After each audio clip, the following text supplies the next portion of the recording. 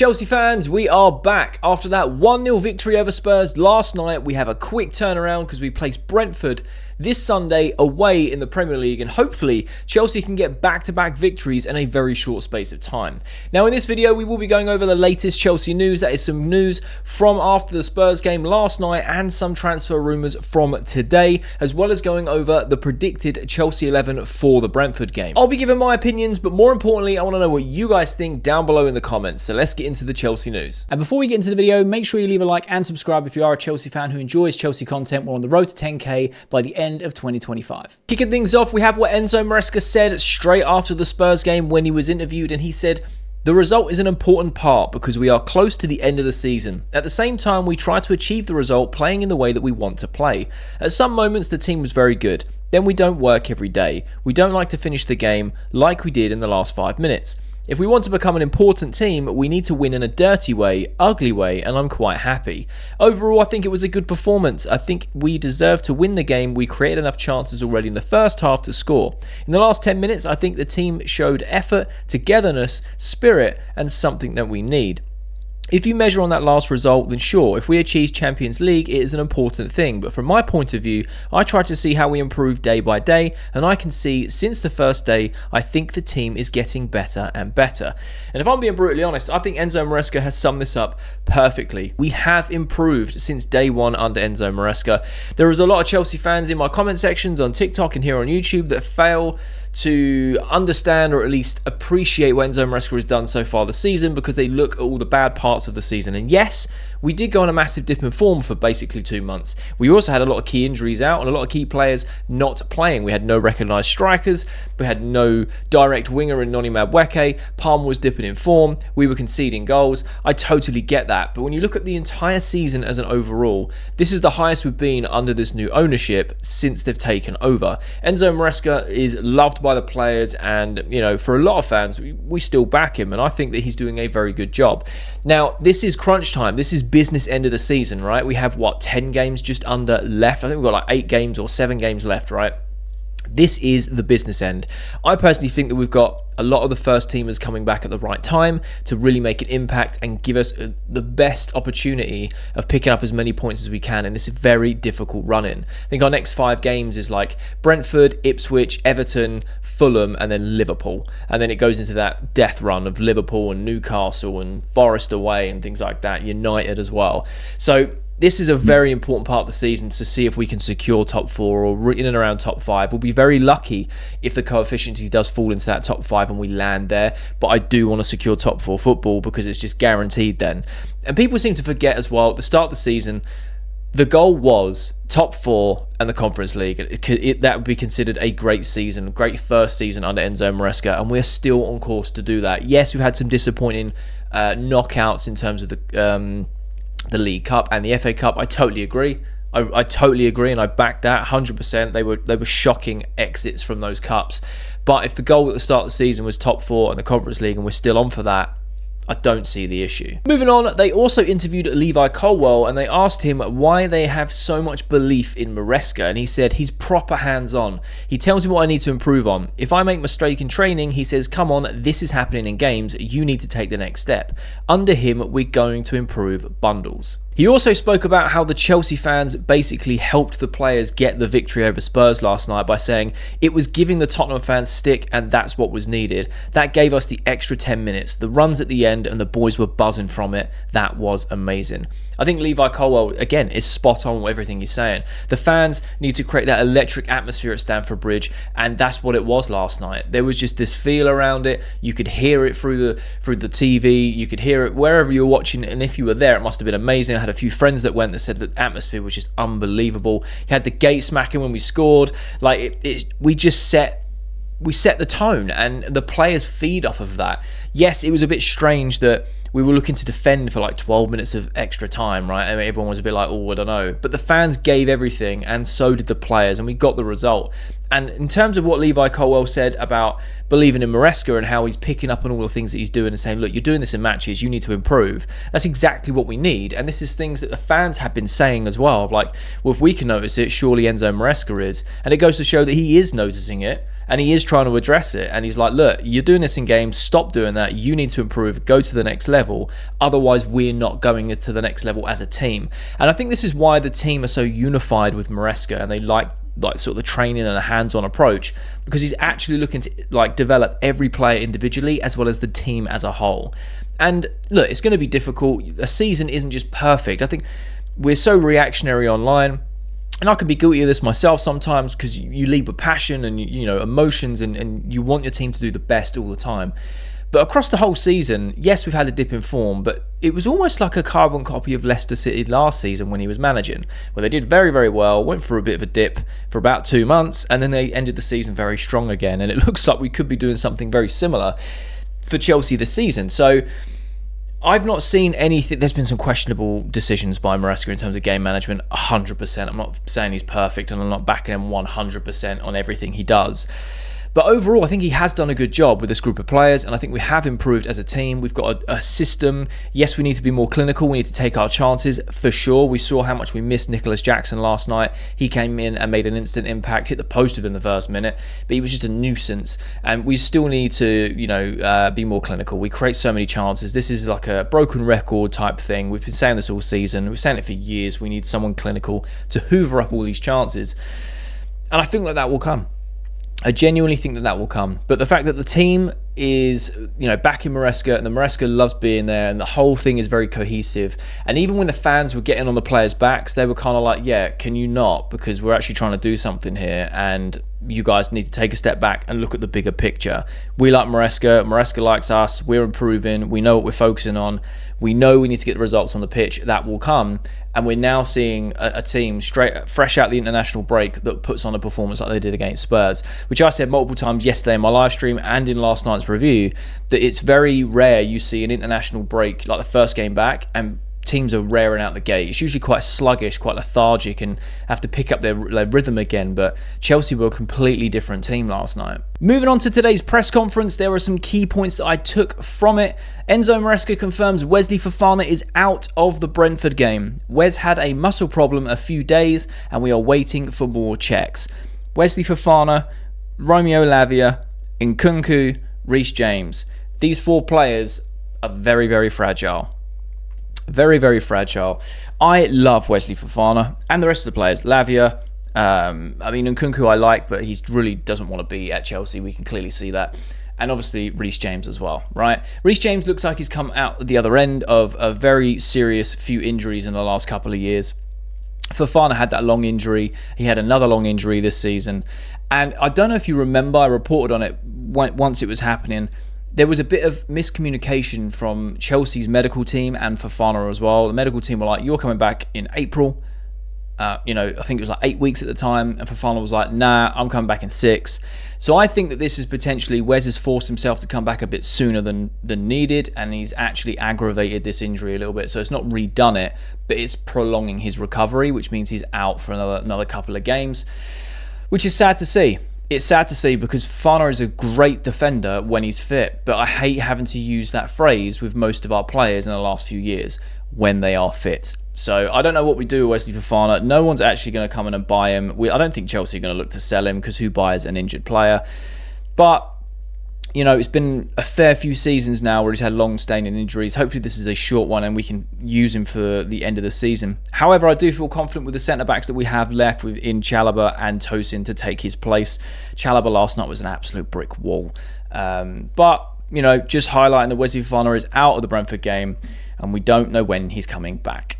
Enzo Marasca also confirms that Romeo Lavia is out for the Brentford game. For Sunday, Romeo is out. If you compare Romeo's games this season to last season, he has already improved. But the target with Romeo is just to try and keep him fit as much as we can and play more games next season than this season.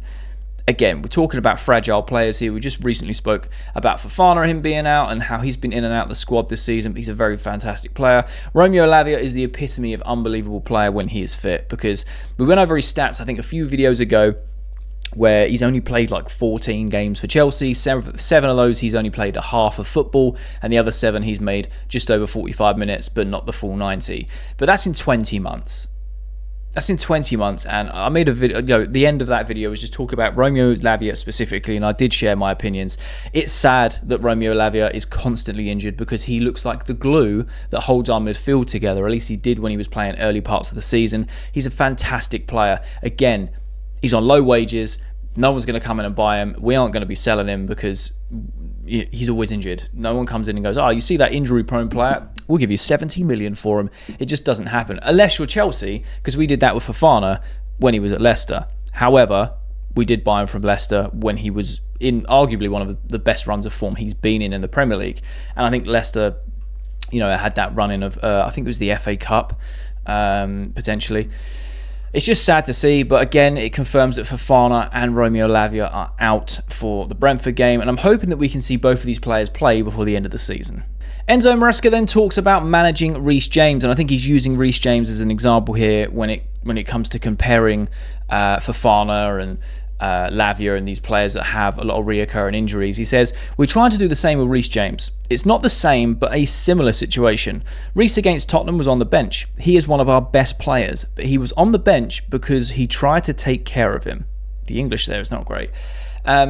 So yeah, again, it's an example. Reece James is unbelievable. We know that. He's going on the longest stint so far in the last few years of being fit off the back of a long-standing injury. And I think Enzo Marasca has done a fantastic job in sort of rotating him and keeping him as fit as possible and utilising him as and when we need him. Because when he comes on and plays, he's fantastic. But he's not played nowhere near as much as we would like him to, for example. But Enzo's very aware, look, we have to be very careful how we use him. He's great when he plays, but if we overplay him or work him really hard, potential injury for another long-term period of time. So, again, I think Marasca's got this down to a T now, where he's managed Reece James for most of the season. He's still picked up a few injuries, don't get me wrong, but he's got a lot better through the season, and now we're on that long stint of him being fit. So I think he's trying to imply that he's going to do the same for Wesley Fofana and Lavia and just try and ease them into the games as much as we can. And it's frustrating as fans. We want to see our best players play. Like I said, Romeo Lavia is a fantastic player when he plays. Same with Reece James. And a lot of people were surprised, myself included, that he wasn't starting against Spurs. But then I did realise during my live stream, people were like, yeah, but he played for England in the international breaks. I'm like, oh yeah, so it's a rotation thing. Of course he's going to rest him. He played in the international break, rest him at the start of this game, bring him on if we need him, and that's exactly what happened. So I could see Enzo just, again, rotating him through the rest of the season, and hopefully he stays fit. Moving on to some transfer news that's come in. Defensa Central have reported that Chelsea are considering a €70 million summer bid for Brazilian teenager Endrick, who has struggled for consistent minutes at Real Madrid this season. Now, I do not know how reliable this source is. I will say that first and foremost. Do we want Endrick for €70 million? Let me know your thoughts down below in the comment section. I think he's a fantastic player, got a lot of potential. Again, very, very young. And if we do go for someone like that, we are basically trying to build a Brazilian super team within the next 4 or 5, or a South American super team within the next 4 or 5 years, because we've got Esteval, Santos, Paez, then we'd have Endrick. Starts accumulating more and more from South America. And I know that we've kind of been searching that region for gems, and we seem to have found some. Would you spend €70 million on Endrick? He's a fantastic talent. He scored that lovely chip the other day, and you can see how raw he is. You can see how his game is developing, but he's gone to Madrid at a very young age and expecting game time. It doesn't happen very often. It very rarely happens. And I think, to be honest, I don't think he will leave Real Madrid. Yes, he might want regular minutes, but he's at one of the best and biggest clubs in the world. Could potentially win the Champions League every single season that they're in it. So, I don't know. I think it would take massive wages and a massive transfer fee to pull him away from Madrid and bring him to Stamford Bridge. Moving on to another transfer rumour, who is another Brazilian. Football Insider have reported that Chelsea and Liverpool are both competing to sign Morello this summer. However, Nottingham Forest are desperate to keep the Brazilian. I am not surprised. What a centre-back and what a season he is having. I would happily sign Morello. Happily. We've been linked with him last summer, linked with him in January. If we're still linked with him, just get the checkbook out and get him. What a centre-back. Premier League experience. He's young. Again, Brazilian. We seem to be building this Brazilian or South American wonder team over the next 3 or 4 years. I think he fits into the system perfectly. I think, again, it solves our centre-back issues where we have that rotation, or whether people are injured or not fit for all the games, and we have that rotation. Plus, he's better than people like Disasi and Badiashile and arguably Tosin and Chalobah on his day. I think he's a fantastic centre-back. I would take him in a heartbeat. I think you're looking around 50-60 million to secure his signature. We're also heavily linked with Mark Gahey, so it'd be interesting to see what happens there. I think his contract's running out soon, so again, we could be spending over 100 million on two centre-backs, maybe a bit more. But I think that Morello would be a fantastic signing for Chelsea. And the last bit of transfer news is from Fabrizio Romano, and he says more on Enzo Fernandez. Chelsea always considered him as an important part of their plans. Summer exit was never a possibility. Planning our midfield future includes Enzo, and he's fully focused on reaching Champions League football with Chelsea. That is our Enzo. It kind of goes round in circles. Real Madrid want him. Atletico Madrid want him in a swap deal. He wants to stay at Chelsea. Now, I firmly believe it's just for clicks. Look, I get it. I do daily Chelsea news content over on TikTok, and I'm starting to do it on YouTube. Like, I see these rumours all the time, and some of the reports are from completely wild sources. Now, no, I don't think a lot of them are, there's anything in it. It's just for clicks. There are some that are fairly reliable, and there's also some that we can always rely on, right? And I just don't see Enzo Fernandez leaving Chelsea, and I don't see Chelsea parting ways with Enzo Fernandez unless we can make a profit on him, which is going to be a mental thing to do when we spent over 100 million on him. He's still young. He loves the club. Look at the passion from him throughout this season. Even when he first signed, you could always see he's frustrated when we're not doing well. He wants to pick the game by the scruff of the neck. He's kissing the badge and hugging the badge when he scores goals. He's one of us. There was another clip that was floating around Twitter last night when the Chelsea fans were singing Tottenham get battered everywhere they go, and it pans to Enzo Fernandez just bobbing his head and trying to pick up on the words to then join in. He just loves this club, and we love Enzo Fernandez. So I'm glad he's going nowhere, because if he was to go anywhere, it would be for mega money, and it would be severely disappointing. He's a fantastic player. So that's it for the Chelsea news. Let's predict the Chelsea starting 11 to face Brentford this Sunday. Moving on to the Chelsea 11 then, and I think there's going to be a few changes here to what I picked against Spurs because of the rotation, and obviously some players are out and unavailable. But going in goal, it's going to be Robert Sanchez again, and if I'm going to give him his flowers. I gave him his flowers on the review I did in my post-match analysis on TikTok. Robert Sanchez had a fantastic game. His distribution was on point and made some absolutely crucial saves to keep us in the game at 1-0. Especially the one in 90th minute. Unbelievable save. However, he got let off from that hideous attempt at saving Sarr's shot. That was shocking goalkeeping. I know it had a lot of pace on the ball. He was caught out by it, but again, it hit his forearm and went in. Wild. However, had a very good game. If he performs like that every game and he can keep more clean sheets, then yeah, I can see why the board want to keep him as a Chelsea number one. But the problem I have is he's not consistent enough, so let's hope that he can continue this form against Brentford, because we have a very difficult game against Brentford away. We have a very awkward history with Brentford. We struggle to beat them a lot, whether it's home or away, and we get the odd result here and there, and I'm praying that we can actually get a result this Sunday. It'd be fantastic if we could. But we're going Sanchez as the number one in the sticks.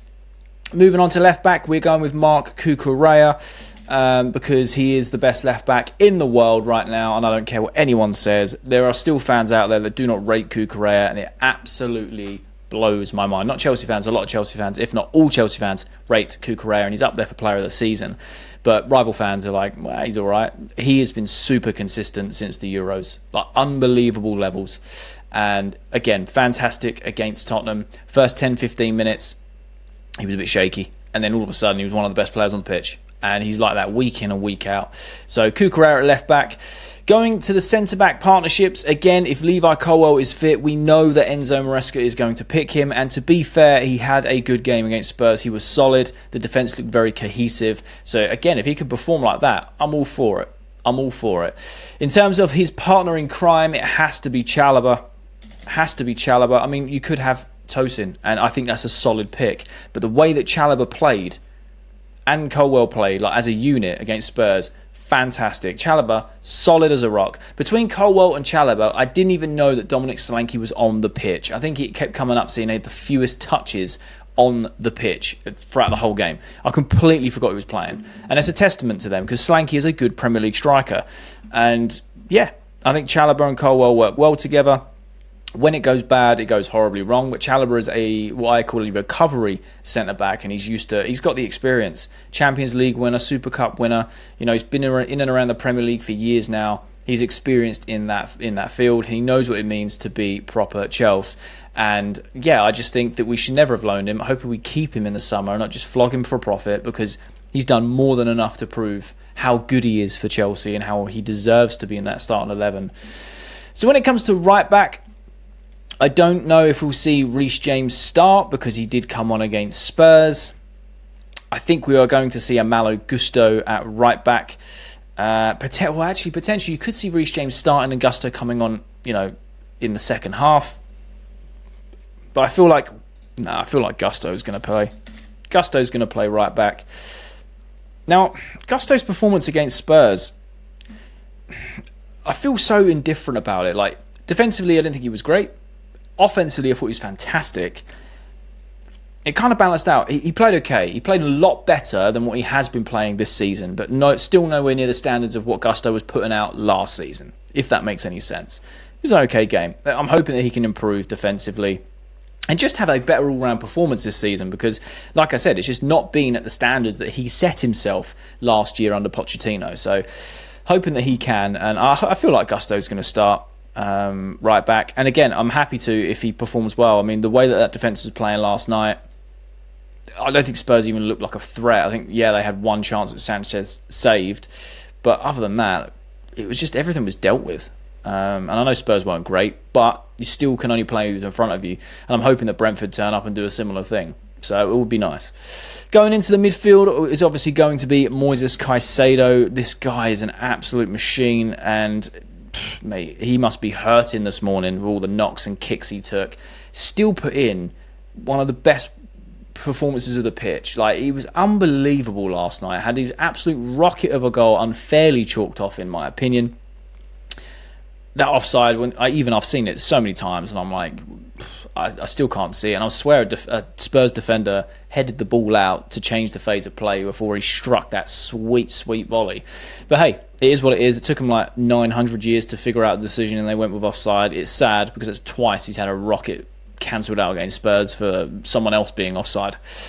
Anyway, regardless of that, fantastic player. We don't have to keep going on about how good Caicedo is. In my opinion, he's Chelsea's player of the season. Unbelievable. Head and shoulders above everyone else in his position in world football currently. The form he is on is unreal. The way he wins the ball back, unreal, mate. Partnering him is obviously going to be Enzo Fernandez. Now, I'll tell you what, man. This guy is on a form of his life in the Chelsea shirt. Scores a great goal. The passion he's showing. The dirty work he's doing. Linking up the play well. The way that Caicedo and Enzo are working right now is truly unbelievable. They are such a good partnership, and when it works well, unreal. One of the best partnerships in the Premier League right now. He's so good, and I'm hoping that his form continues because, mate, he's really finding his feet. And these two are paying their price tags, in my opinion. They're paying big price tags and boots to fill, and they are filling them very comfortably right now. And when it comes to the front four, this is where it gets a bit techie, because last game I picked Neto on the left, Noni on the right, obviously Palmer in the middle and Jackson up front. And it ended up being Sancho on the left, Neto on the right. Madueke came on in the second half, and then obviously Palmer and Jackson. That left wing position for me, I just genuinely don't know who starts there, because we could start Sancho, and everyone got on his back last night, and I thought it was a bit much. I think he played all right. He just held onto the ball too long, and he's just afraid to shoot. But other than that, he was looking to get involved with the attacks, the transition of play. He was trying to do the right things. He had that strike in the 6-yard box. Everyone got on his back about how he should have scored that. It was an unbelievable save, point-blank save from a keeper. But yes, I agree. On any other day, it would have gone in because it was so well hit. I don't think he was particularly bad, for being honest. I don't think he was particularly bad. However,